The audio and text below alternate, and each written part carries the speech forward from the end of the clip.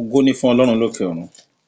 Mo tún wí lẹ́ẹ̀kan sí pé ògo ni fún Ọlọ́run lókè ọ̀run. Mo kí wa pé a kú àárọ̀, a kú ọ̀sán, a kú àṣálẹ́ ní gbogbo ilẹ̀kílẹ̀ tí a ó ti máa wò wá.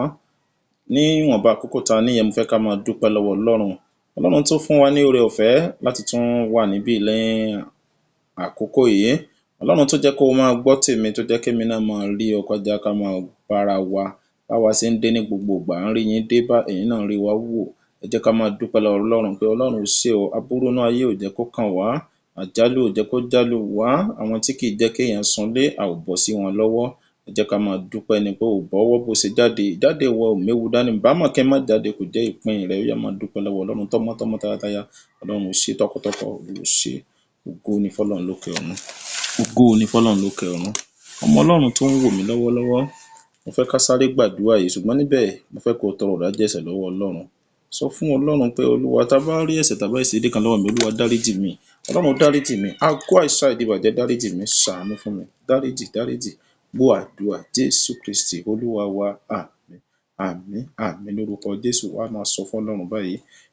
Mo fẹ́ ká sáré wo ibìkan náà Ọlọ́run. Ọlọ́run ní kí n bá ẹnìkan sọ̀rọ̀. Ta lẹni yẹn? Wá wo ẹni yẹn ní ìsìn. Nínú ìwé Nehemiah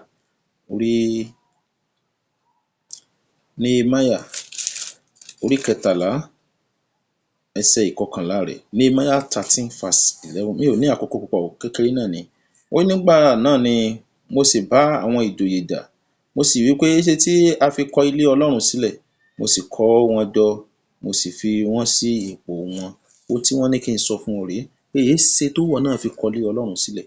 Ìwé Nehemiah ló sọ bẹ́ẹ̀ o. Nehemiah 13:11. Ó ní èéṣe tó fi kọ́ ilé Ọlọ́run sílẹ̀. Èmi ò mọ ohun tó dé tó fi sá fún ilé Ọlọ́run, ṣùgbọ́n ní báyìí padà sí ilé Ọlọ́run.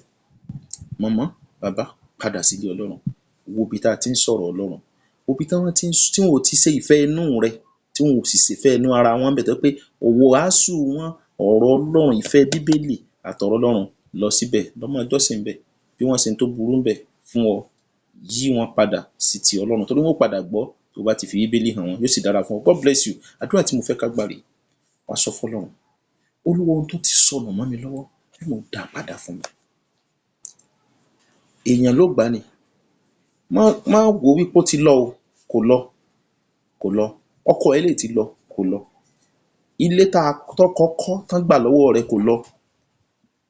Ohun rere tó o ní tí wọ́n ti gbà mọ́ ọ lọ́wọ́ kò lọ. Ohun táwọn ẹbí ọkọ kó lọ kò lọ. Wọ́n lè tà á, má wò pé ó ti lọ, ṣùgbọ́n wọ bẹ Ọlọ́run. Ó rí i tọ́lọ́run máa ṣe lọ́sẹ̀ yìí. Ó ta ní kí n sọ fún ọ ní Ọlọ́run tán ti gbà mọ́ mi lọ́wọ́, Olúwa dá padà fún mi. Ohun rere tán ti kó lọ mọ́ mi lọ́wọ́, Olúwa dá padà fún mi. Lára tàbí lẹ́mìí, ó yá gbóhùn sókè.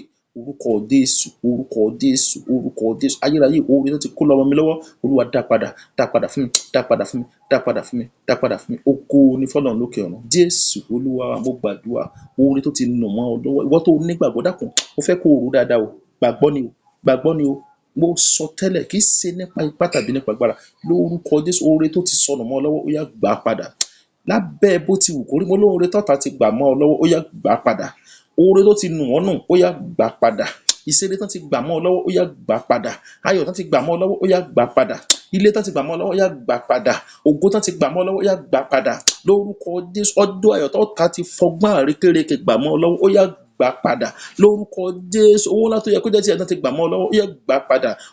Mo gbàdúrà lórúkọ Jésù Kristi, torí tí kò sí tí ò lè ṣe, alágbára ní ìsànlú ọ̀run, ó yá kó gbọ́n ore, kó dán ore padà sínú ayé rẹ̀, kó dán ore padà sínú ayé, kó dá ògo padà sínú ayé. Ìwọ tó rí àmì yẹn ṣe, lórúkọ Jésù, mo lẹ́yìn má kó dá ògo padà sínú ayé. Ayọ̀ rẹ tó ti lọ, ó yá gbà padà. Físà rẹ tán ti gbà lọ, ó yá gbà padà. Ọkàn rẹ yóò balẹ̀, bẹ́ẹ̀ ni yóò rí.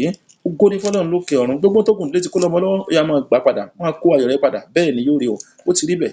Gbọ́ àdúrà Jésù Kristi Olúwa wa. Àmín. Àmín. Àmín lórúkọ Jésù. Òkè wa pa àkó àdúrà. Ká hallelujah mẹ́ta mi tó wà yẹn. Hallelujah, hallelujah, hallelujah. Ògo fún Jésù. Lórúkọ Jésù, ayọ̀ rẹ yóò padà sínú ayé rẹ. Wá gbọ́ o. Lórí Instagram níjọ́ Sunday láago 4, ẹ jẹ́ ká máa pàdé ní orí Instagram Ajíwọlé 477. Lórí Facebook Ajíwọlé Samuel. Lórí YouTube Christ Campaign TV. Lórúkọ Jésù, ó di nílá. Òwúrọ̀ náà gbígbà, ò ní bọ́ sọ́wọ́ àwọn ìkà ènìyàn. Bẹ́ẹ̀ ni yóò rí. God bless you. Ayọ̀ rẹ yóò kún o. Ó sì ní testimony láìpẹ́ yìí. Amen. Ó sàmì dáadáa. Amen. God bless you.